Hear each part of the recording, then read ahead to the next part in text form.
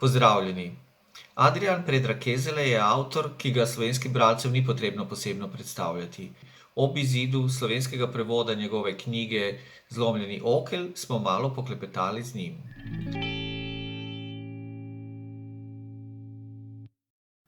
Pozdravljen, Adrian. Kaj se naši bralci lahko naučijo iz knjige Zlomljeni okel? Slomljena kljova je knjiga priča, Ganešovih priča. Ganeš je, prije svega da to objasnim, znači jedno mitološko stvorenje, jedan od rijetkih klasičnih bogova, recimo to tako, koji je zadržao neke karakteristike mnogo davnih vremena, znači on ima tijelo čovjeka i glavu slona. Znači nekad u Grčkoj, Egiptu, Indiji je bilo dosta takvih božanstva koje su kombinirale ljudske i životinjske karakteristike. Međutim, sva ta božanstva su pala u zaborav, znači nema praktički ni jedno ko je recimo tako aktivan na sceni, da ga ljudi aktivno poštuju, odnosno misle o njemu i da on nije dio prošlosti. Ganeš je zapravo jedini koji je preživio, koji je takav, znači ima tijelo čovjeka i glavu slona. Ono što bih htio napomenuti prije nego nastavim je da ja te stvari gledam simbolički, mitološki, a ne religiozno. Znači, ni na kom mjestu i ni na kom trenutku ne očekujem da netko misli da takvo božanstvo ili bog postoji u tom smislu i da treba nešto sad posebno raditi što se toga tiče. Međutim, njegova simbolika je izuzetno važna, izuzetno duboka i prenosi jedan cijeli set poruka koje su itekako dan danas korisne. Recimo, jedna od najvažnijih Ganešovih značajki je vedrina s kojom on gleda na svijet. Znači, on se neće smatra neozbiljnim bogom.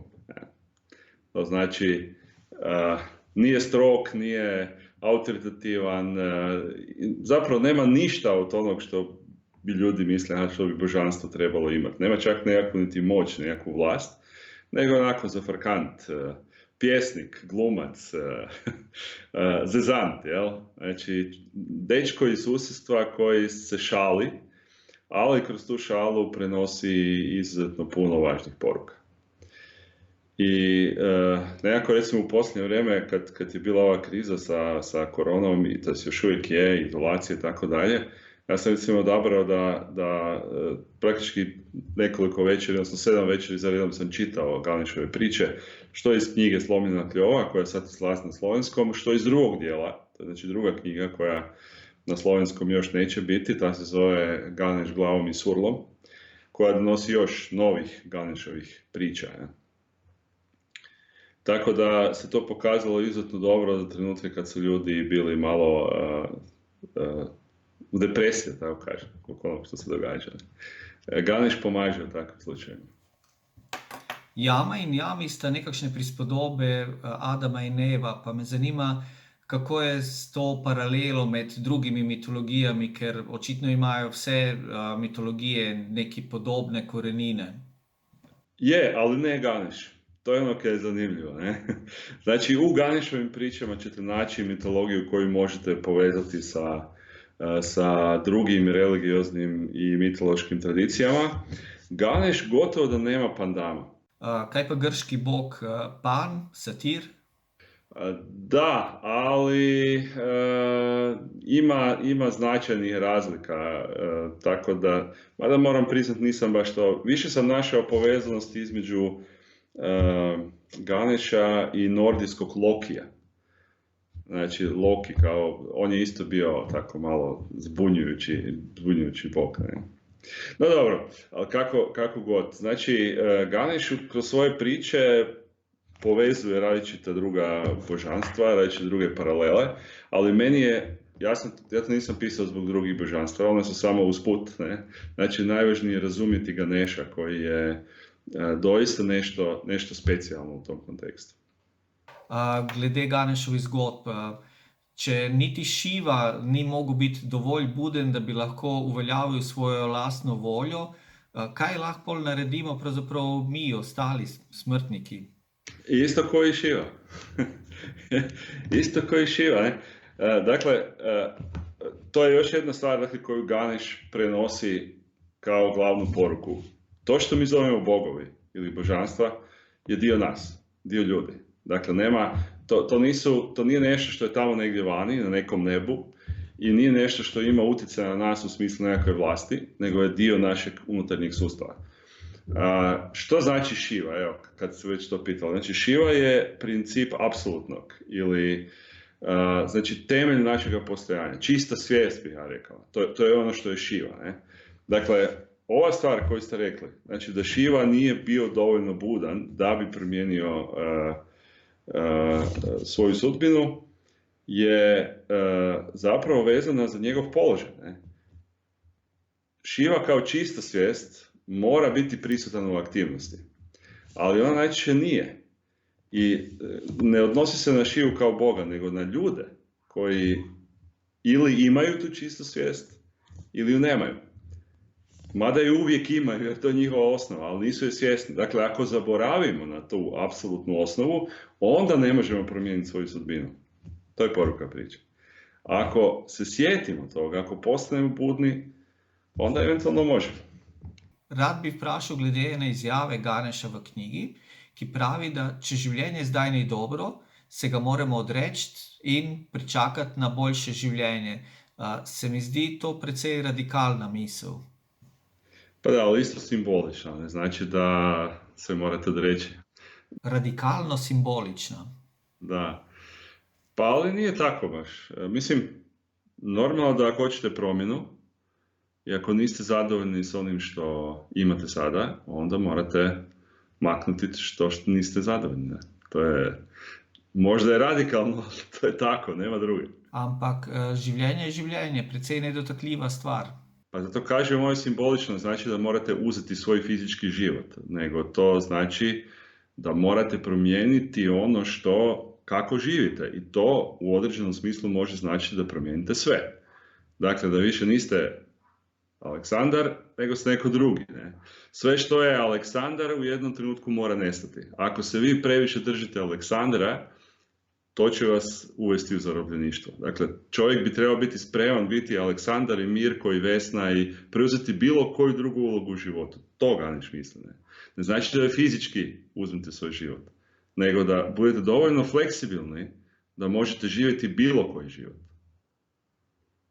Ta fleksibilnost je isto tako jedna od Ganešovih karakteristika. Dakle, on se u trenu transformira iz tog šaljivdžije i pjesnika u moćnog ratnika, pa mudraca koji ima neke duboke savjete, meditira, pa zatim pleše, pa je ovakav, pa je onakav, dok većina drugih božanstva iz indijske mitologije ima neke svoje točno određene karakteristike kojih se čvrsto drži, dakle žive u obrazcu praktični. Ganeš ide izvan obrazca. Njegova najdublja poruka je zapravo da život treba živjeti bez obrazaca, odnosno u slobodi. Pa sej, zato poduk zgodbe o Vjami je, da karmo lahko spremenimo zdaj, dokler jo živimo, in da jo ne puščamo za druga življenja in za neka nebesa ali karkoli. In je pravzaprav zelo podobna tistem izreku, kar lahko storiš danes, ne pusti za jutri. Tako je. Ako se možete promijeniti danas, nemojte čekati sutra. Vrlo jednostavno. Kot je napisal Adrian v knjigi, morda drugič malo bolj obširno o tem, filozofija karme in pomen džotiša znotraj nje. Dobro. Tu smo malo puščeni na suhem, ker tega pojasnila enostavno ni. A niste, kaj bi pustili na suhem? Pa cijela knjiga je o tome.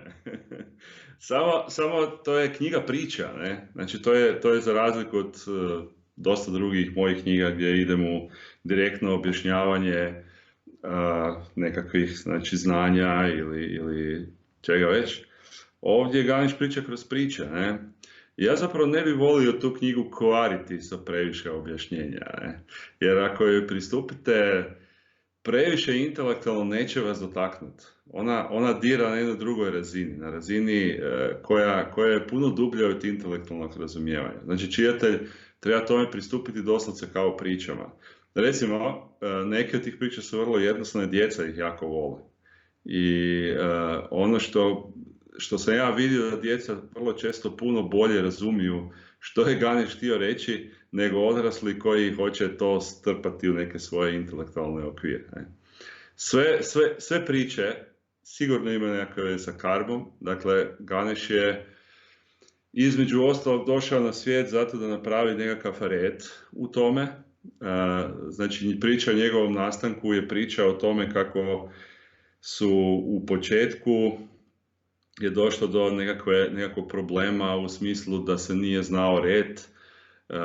Ljudi su mogli sa jako malo dobrih djela promijeniti svoj život, završiti u nekakvom nebu ili ne znam šta, a onda su opet mogli griješiti, pa opet sa malo toga doći na to nebesko mjesto. Znači tu je nastala jedna neravnoteža i bogovi su zamolili Šivu i Parvati da naprave red. I oni su napravili red tako da su stvorili Ganesha.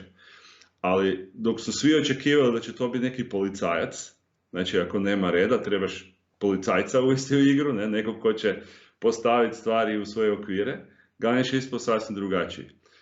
On je čuvar koji je unio zapravo zamisao o tome da svemir može opstati jedino ako postoje anomalije. Dakle, savršeni red nije konstrukcija našeg svemira, već red uz anomalije. I Ganesh je uveo zapravo taj princip nesigurnosti, neodređenosti, neke stvari koje znanost tek danas dokučuje, recimo, kad sam spomenuo određenost, Heisenbergov princip neodređenosti, Gödelovi, to je jedan matematičar, zakoni koji su dokazali da sistem ne može biti istovremeno konzistentan i potpun. Dakle, jedna sasvim drugačija paradigma od onoga što prosječan čovjek i prosječna znanost danas traži, a to je točno ladice po kojima se stvari odvijaju. Ganesh je došao rasturiti te ladice i reći nam da ne trebamo se držati reda uvijek, nego da postoji zapravo mjesta gdje taj red se raspada, da bi onda u nekom drugom trenutku opet nastao. Znači, ta ciklična priroda, red, nered, to je Ganeshova poruka. A to je poruka karme, jer ako ljudi shvaćaju karmu prestrogo, onda ne vide izlaz. Ja, to glede reda je pravzaprav bolj zdrava pamet kot pa znanost. Uvijek je tako, da, ali znanost pokušava to... Ja, zoper zdravo pamet. Protiv zdrave pameti, da. Zgodba o rojstvu Brahme se mi zdi ena od najlepših poetičnih, najbolj poetičnih zgodb o nastanku sveta, ker vem, da vse religije rabijo neko teorijo, kako se je vse začelo iz nič, in ta se mi zdi izredno lepa in poetična. Dobro, a to je Ganeshova priča. Ne znam kaj bi rekao na to. Predvsem to, da so iz sanj ustvarili svojega ustvarjalca, ki jih je pozneje ustvaril. Da, je, mislim. Naime, ok, kažem, ne mogu baš komentirati ono što Ganesh kaže, to ostavljam njemu, ali ono što se meni čini je da ta ideja, ta analogija stvarnosti koja nastaje unutar svijesti, ona se stalno proteže kroz cijelu tu filozofiju i razmišljanje, dakle ništa nije izvan svijesti. I jedina analogija način na koji možemo shvatiti kako svijest unutar sebe stvara su snovi. Dakle, da određene stvari nastaju pukom namjerom, pukim mišljenjem.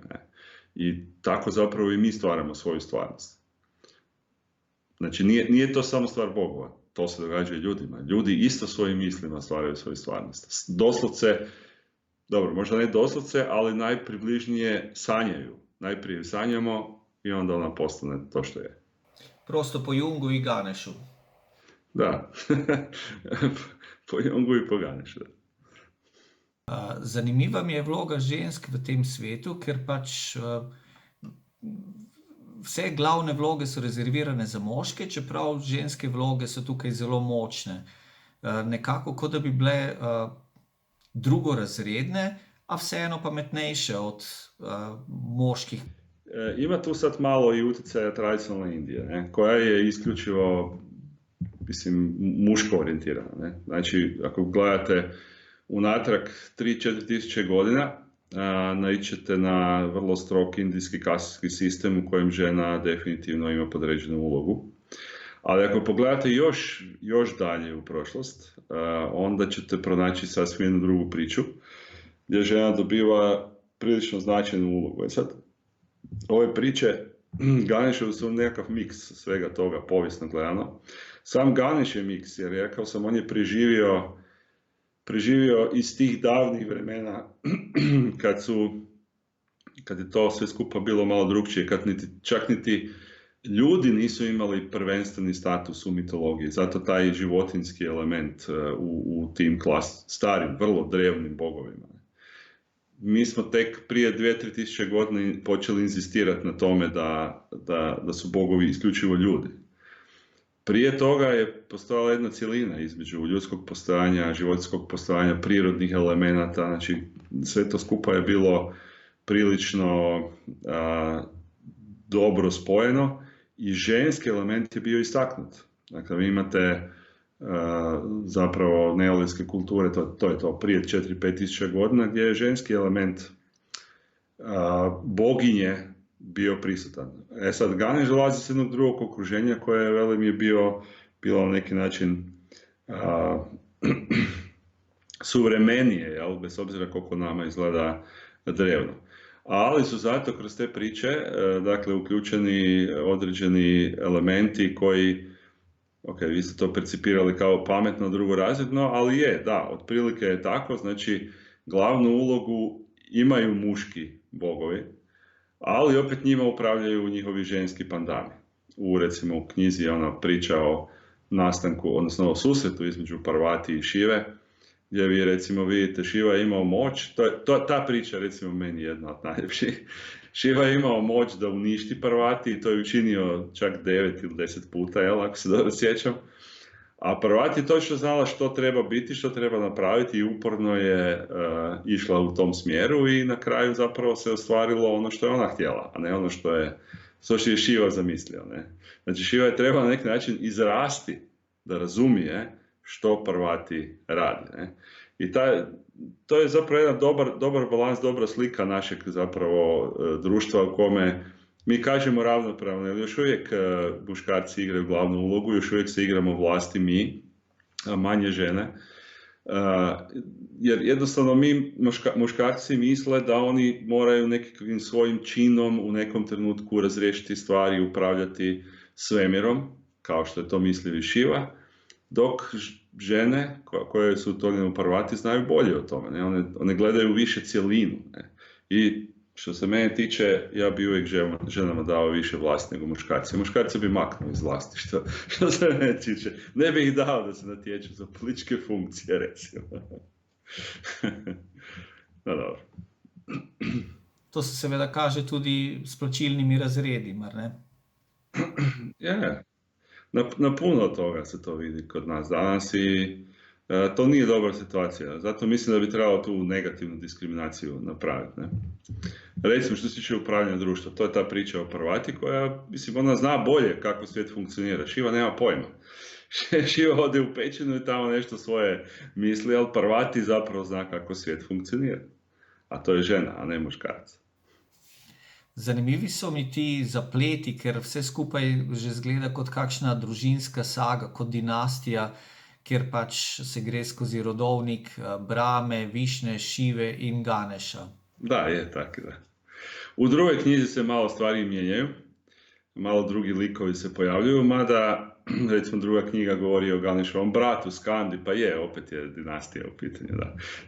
Cijeli taj božanski set, božanska obitelj, a ima nešto u tome, ljudi vole gledati te, kako prate englesku kraljevsku obitelj, tak su nekad pratili Ganeša i društvo, ne.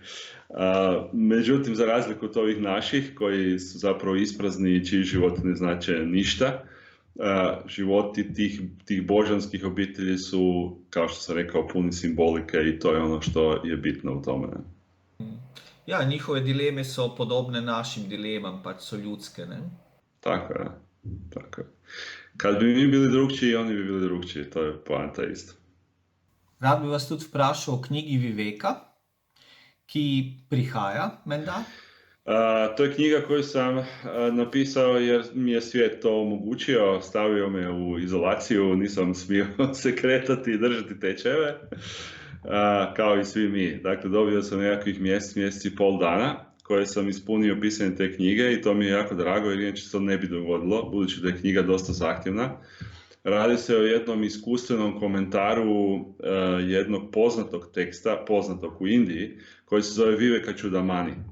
Viveka Čudamani znači krunski dragulj razlikovanja. Autorstvo se pripisuje jednom od najpoznatijih indijskih mudraca, Adi Shankari iz 8. stoljeća naše ere.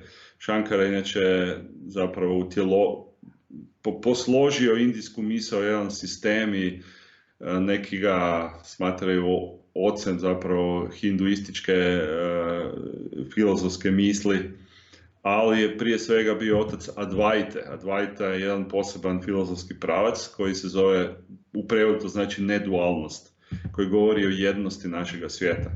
A tekst Viveka Čudamani je tako dosta poznat, slično kao recimo Bhagavad Gita ili Yoga Sutre. Ta dva teksta su možda poznatiji od Viveka Čudamani, onda treći je po redu Viveka Čudamani po broju komentara i ne znam, ulozi koje taj tekst ima u indijskoj kulturi. Međutim, meni je bio zanimljiv zato što jedini u biti govori o Viveki kao vještini, znači on ima čak i u naslovu taj naziv Viveka, što znači razlikovna moć, razlikovna sposobnost. Viveka je moć uma, dakle možda čak malo i intelektualna sposobnost, za koju se kaže da može omogućiti uvid u krajnju stvarnost, krajnju realnost, znači da može proći kroz velove iluzije. Sad, knjiga je Viveka Čudamani, je zapravo dosta tradicionalno pisana i ima nekakvih 600 sutri, to su stihovi.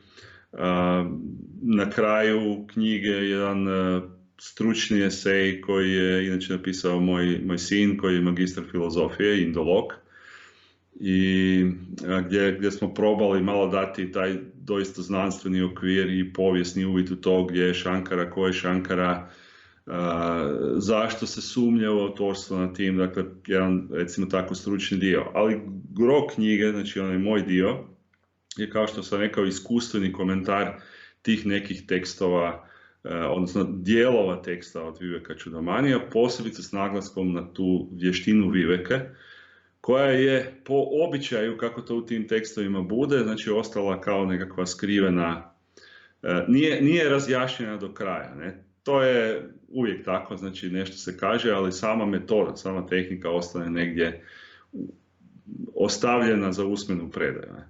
Ono što sam ja pokušao napraviti je ukazati na te dijelove gdje Shankara govori izravno o toj Viveki, što je ona, kako se primjenjuje, ima čak i nekih praktičnih dijelova, mada u praksi to neće funkcionirati kao udžbenik, to će funkcionirati kao jedna dubinska informacija.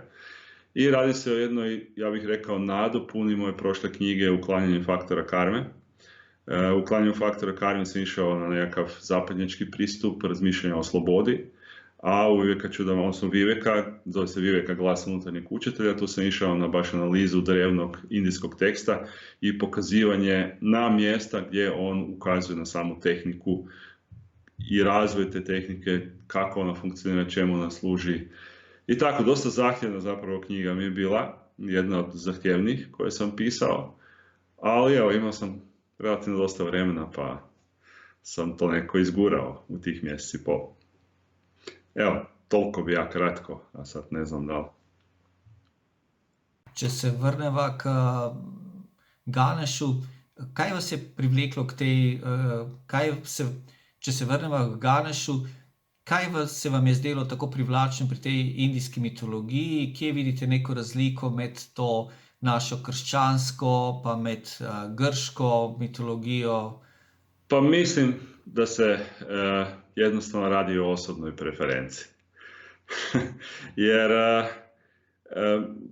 nekako mi se čini da je, ne da mi se čini, znam da ljudski duh je isti bio uvijek i posuda.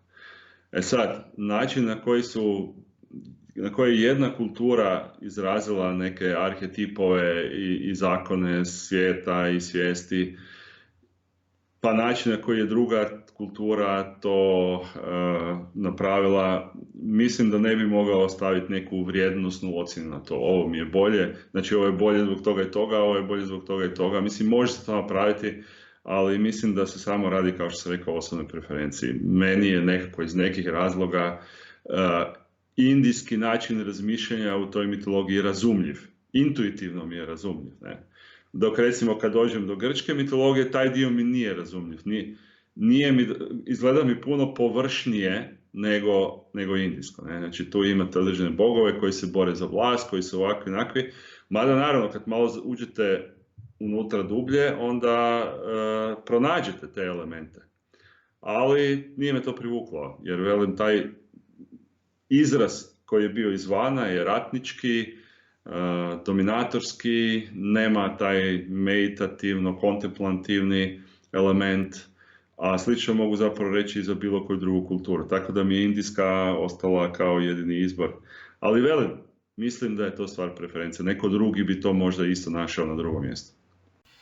Ko sem prvič prebiral grško mitologijo, nisem ničesar takega čudnega opazil, ampak ko sem pa bral grške kratke zgodbe iz grške mitologije svojemu otroku, sem opazil, da so pravzaprav zelo krvoločne in da so polne nasilja. Da. No dobro, to je problem naše civilizacije. Grčka je u osnovi zapadnog predatorskog društva i takva je i metodologija. Slično je i sa nordijskom. Velim, oni dijelovi koji su mi privukli, taj Loki, on je zapravo jedan malo druga priča, makar on ima vrlo isto agresivno, brutalne, baš nasilne karakteristike kao i svi nordijski bogovi. Ali kažem, to je dio naše zapadne kulture, dok je ona istočna bila puno miroljubljivija, što je meni prihvatljivije. Ali moram pomenuti jednu stvar. Znači, te priče koje su upisane u ove dvije knjige, o Ganeshu, mislim, vi ćete naći određene elemente u klasičnoj, znači, cijela Indija je puna tih priča, ali ovo su moje obrade tih priča. Na mnogim mjestima one odstupaju od tradicionalnih priča. Nećete pronaći unutra. Recimo ova priča o Parvati i njenih 9 umiranja prije nek je došla do Šive. Toga nema nigdje. To ne postoji u indijskoj tradiciji. To je moja interpretacija onog što se dogodilo. Znači ja nisam u tim pričama samo uzeo indijsku priču i preveo je ili ju možda malo doradio. Ja sam jezično doradio. Ja sam ju doradio sadržajno. I zato su te dve knjige posebne. Znači nije samo, ima puno knjiga gdje imate zbirke tih Ganeshovih priča, tradicionalne elemente, međutim to, možda to malo neskromno, ali to nikako nije prihvatljivo zapadnom umu, zbog toga jer preskače mnoge elemente koji su tamo, ali idu nekako po toj indijskoj tradicionalnom načinu razmišljanja, dok nama treba nešto drugo.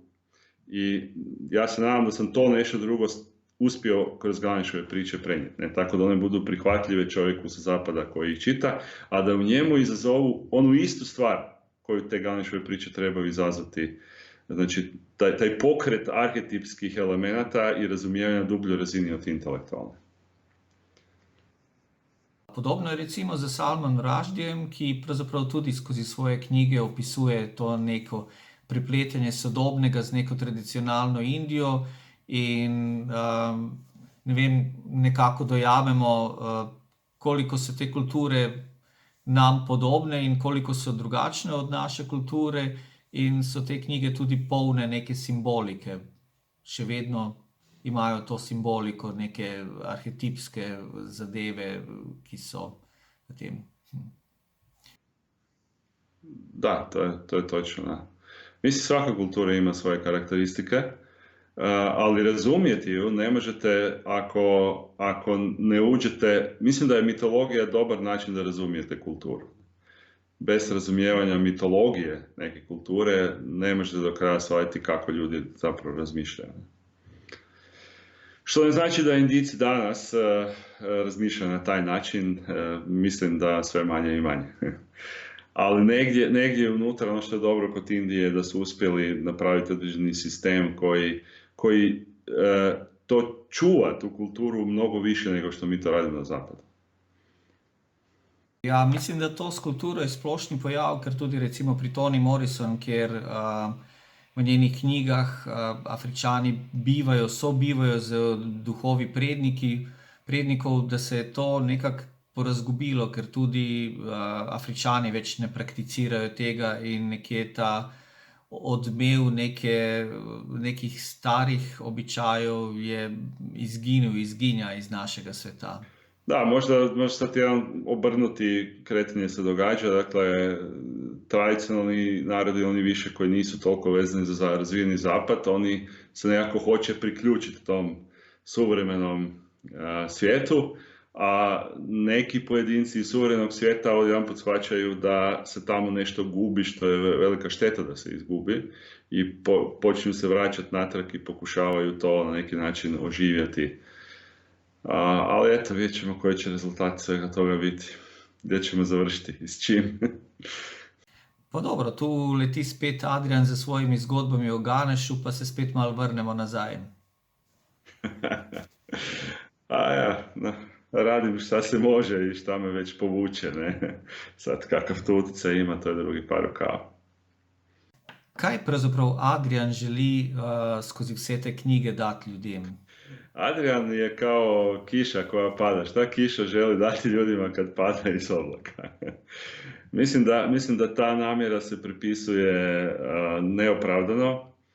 Čak i oni koji bi tu namjeru mogli izraziti, oni zapravo naknadno izražavaju nešto što oni misle da je tako. Ali unutarnji impulsi slobodnog čovjeka su nepredvidljivi, tako isto i Adrianovi impulsi ne trebaju objašnjenje, ni njemu ne pada na pamet da ga daje. Radim to što radim zato jer radim, kao što kiša pada ili trava raste, i to je to. Nemam neke druge agende iza toga. Glede na to, da obstaja tudi drugi del te knjige, nas zanima, prej ste omenili pač, da se pojavi tu brat od Ganeša. Zanima me, kaj nas čaka tudi glede strukture in podobnega. Pa malo se promijenio način naracije. Znači, u prvoj knjizi sam ja prepričavao Ganeša i njegove priče, a u drugoj knjizi Ganeš priča svoje priče. Dakle, malo sam okrenuo stil, ne? Ja onda zapravo nakon svake njegove priče dam neki komentar, pokušavam to ukazati na neke bitne elemente kako se meni čini i naravno nastavljam tu nekakvu komunikaciju sa Ganešom kao i u prvoj knjizi. Dakle, pokušavam to staviti na neku osobnu razinu, dakle, gdje Ganeš i ja razgovaramo o onome što se događa. A što se tiče samih priča, one su u drugom dijelu malo kompliciranije. Znači, u ovom prvom sam uzeo priče koje su, rekao sam, jednostavne i moguće da bi čak i dijete većinu priča prihvatilo i razumjelo, dok u drugoj idem malo dalje i to recimo ne bi možda tako preporučio da se čita djeci ili da djeci čitaju. Govori se osim njegovog brata Skande, tu su i određeni elementi razumijevanja rituala, što znači rituali, zašto se oni izvode. Malo ulazim u područje tantre, isto tako, u područje odnosa između duha i tijela, seksualnih aktivnosti i općenito odnosa, znači tijela kao takvog i duha kao takvog. I sad ne sjećam se baš do kraja šta još ima u toj drugoj knjizi, moram se prisjetiti.